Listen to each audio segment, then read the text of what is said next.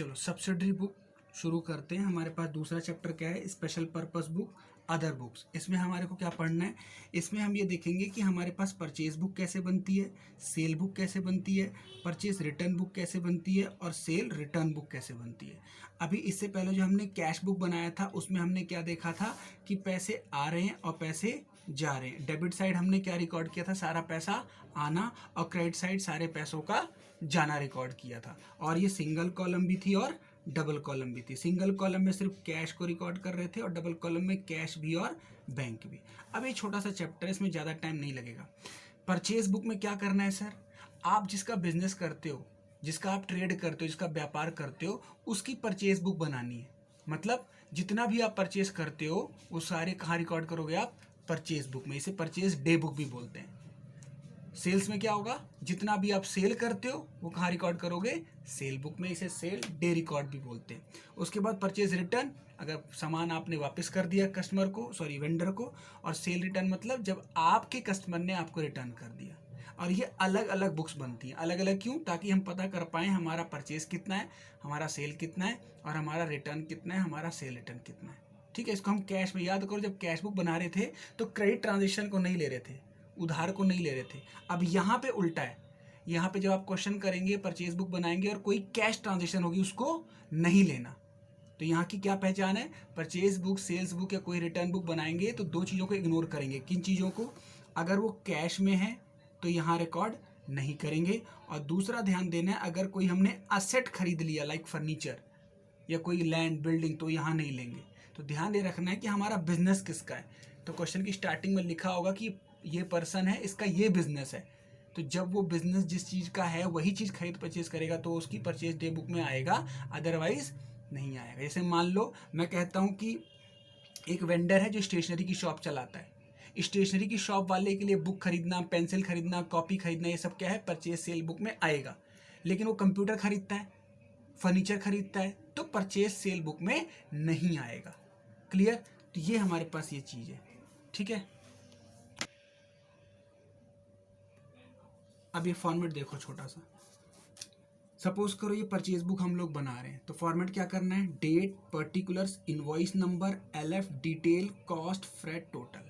अभी कंफ्यूज नहीं होना, बहुत बड़ा इनवॉइस। तो मतलब मेन पॉइंट क्या हो गया, डेट एक कॉलम बनाना ही बनाना है, पर्टिकुलर्स बनाना है, इनवॉइस नंबर बनाना है, एलएफ बनाना है। डिटेल में क्या करोगे आप, डिटेल में हम ये लिखते हैं कि जैसे मान लो आपने पेंसिल खरीदी तो यहाँ लिखोगे पर्टिकुलर्स में 10 पेंसिल खरीदी, 10 पैकेट खरीदे, सॉरी 10 पैकेट, एक पैकेट कितने का है, 50 रुपये का। तो ये कहाँ आएगा, पर्टिकुलर्स में, और इनका मल्टीप्लाई यहाँ और टोटल में अमाउंट। तो मेन कॉलम कौन कौन से हुए, डेट, पर्टिकुलर्स, इनवॉइस, डिटेल और टोटल। लेकिन कभी कभी क्या होगा, फ्रेट भी होगा। फ्रेट समझते हो, किराया, परचेज इनवर्ड बोलते हैं। जब परचेज करते हो और कोई खर्चा लगता है किराया तो उसे हम फ्रेट इनवर्ड बोलते हैं। और अगर हम सेल बुक बनाएंगे और किराया हम पे करेंगे तो उसे क्या बोलते हैं, कैरिज आउटवर्ड। ठीक है, तो ये छोटा सा फॉर्मेट है। और जब हम सब सारा एंट्री करेंगे, एंट्री 1 2 3 सबका टोटल यहाँ पे आ जाएगा ये।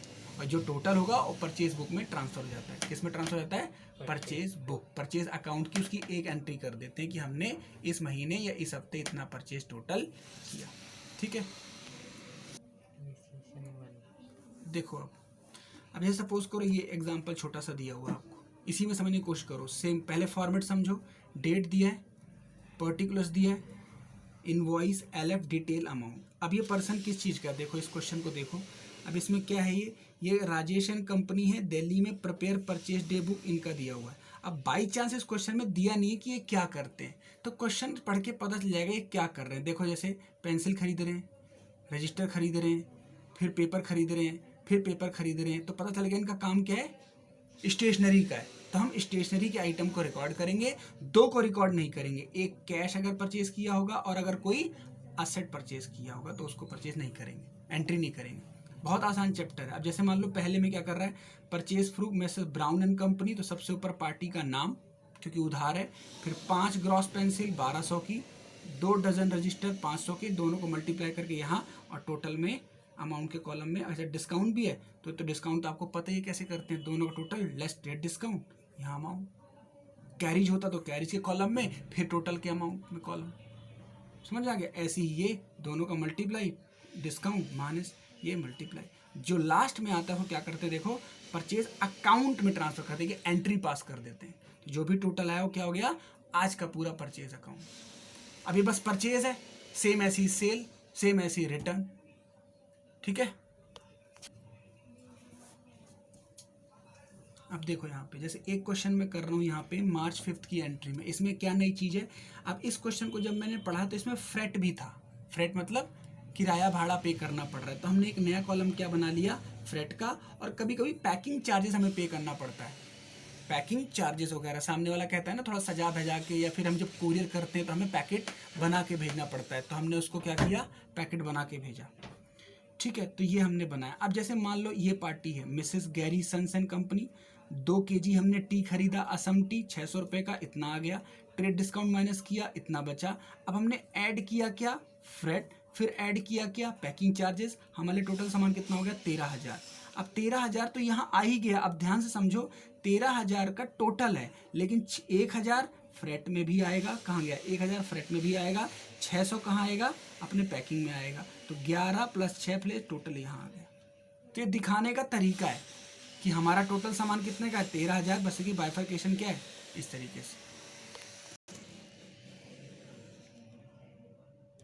देखो अब ये क्वेश्चन एक कंप्लीट क्वेश्चन है, मतलब सब कुछ है इसमें। क्वेश्चन क्या पूछ रहा है, एंटर द फॉलोइंग ट्रांजेक्शन राज चटक in the subsidiary book. Subsidiary book मतलब जितनी बुक्स हम बनाते हैं सब्सिडरी बुक में, cash book, purchase book, cell return पर हम पढ़ते जाएंगे और उसको अपनी अपनी बुक में ट्रांसफर करते जाएंगे। And post them into the ledger and prepare trial balance. सब कुछ बनाना है। तो एक चीज़ और समझानी है आपको, जर्नल प्रॉपर क्या होता है। जो जिस बुक में चला गया, परचेज में परचेज ट्रांजेक्शन चली गई उधार, सेल में सेल उधार, कैश में कैश की ट्रांजेक्शन, कुछ ऐसी एंट्री है ना जो ना तो परचेज है, ना सेल है, ना कैश में आ रही है, तो उसे हम कहाँ ट्रांसफर कर देते हैं, जर्नल प्रॉपर। जर्नल प्रॉपर का मतलब बस एक जर्नल एंट्री कर देनी है। ऐसा क्या होगा, जैसे मान लो डेप्रीशिएशन बोल रहा है, या कोई आउटस्टैंडिंग बोल रहा है, या कोई प्रीपेड बोल रहा है, या कोई ओपनिंग एंट्री मैंने आपको समझाई थी एसेट्स एंड लायबिलिटी की, तो वो सब चीज़ें किसी बुक में थोड़ी ना आती है, सब्सिडरी बुक में। वो क्या है, अपनी जर्नल में आती है, इसलिए उसे जर्नल प्रॉपर बोलते हैं। तो अगर कंप्लीट क्वेश्चन आता है तो क्या पूछ सकता है वो कि आप सब्सिडरी बुक बनाओ एंड जर्नल प्रॉपर। तो 2-3 ट्रांजेक्शन सेल बुक में, फिर परचेज बुक में, और बाकी जर्नल एंट्री, ये करके दिखा देना है, ठीक है। तो ये है सब्सिडरी बुक का चैप्टर पार्ट 2।